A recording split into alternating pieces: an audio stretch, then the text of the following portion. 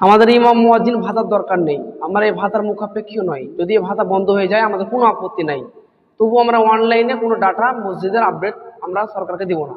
আমরা সব বুঝে গেছি চালাকি।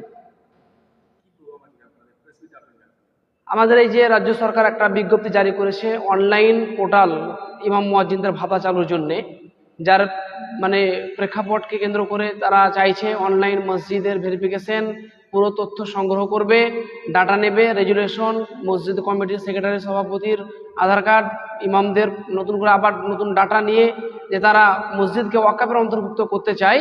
এই চালাকি আমরা বুঝে গেছি। আমাদের ইমাম মুয়াজ্জিন ভাতা পশ্চিমবঙ্গ সরকার যদি বন্ধ করে দেয় কোনো আপত্তি নাই, কিন্তু আমরা এই অনলাইন আপডেট কোনো মতেই আমরা দিব না।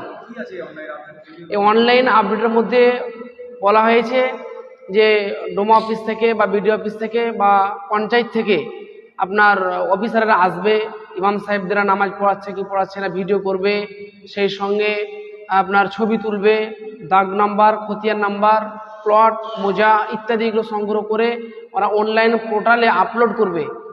যার পরিপ্রেক্ষিতে এটাকে ওরা ওয়াকফ সম্পত্তিটাকে মানে ছলে বলে কৌশলে মসজিদকে ওয়াকফের অন্তর্ভুক্ত করা একটা পরিকল্পনা।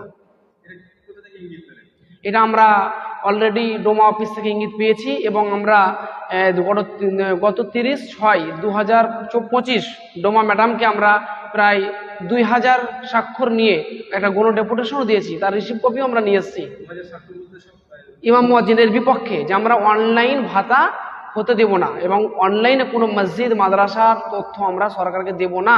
কেউ চাইছে প্রকাশ্য আর কেউ চাইছে ছলে বলে কৌশলে এই মুসলমানের সম্পত্তিকে দখল করার একটা চেষ্টা, ষড়যন্ত্র।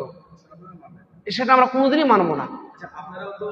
ইমাম মুয়াজ্জিন সেক্রেটারি দায়িত্ব আছে, জি হ্যাঁ।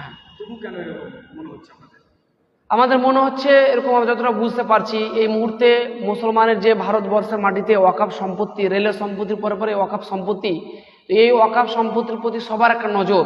এই নজরকে কেন্দ্র করে ওয়াকফ সংশোধনী বিল যে ভারতবর্ষ সরকার নিয়ে এসছে, এর বিক্ষোভে আমরা আন্দোলন করেছি এবং আমাদের কেস ফাইল হয়েছে সুপ্রিম কোর্টে এবং এই বিষয়টা সুপ্রিম কোর্টে কেসাধীন অবস্থায় চলছে। এরপরে আবার নতুন করে রাজ্য সরকার এই বিজ্ঞপ্তি জারি করছে। এখান থেকে মুসলিম সমাজ, শুধু ইমাম মুয়াজ্জিনরা নয়, মুসলিম সমাজ এটাকে ভালোভাবে মেনে নিচ্ছে না, যার জন্য আমরা এর বিরোধিতা করছি। আমার নাম মাওলানা মেহবুব আলম, জঙ্গিপুর সাংগঠনিক জেলা ইমাম মুয়াজ্জিনের সভাপতি।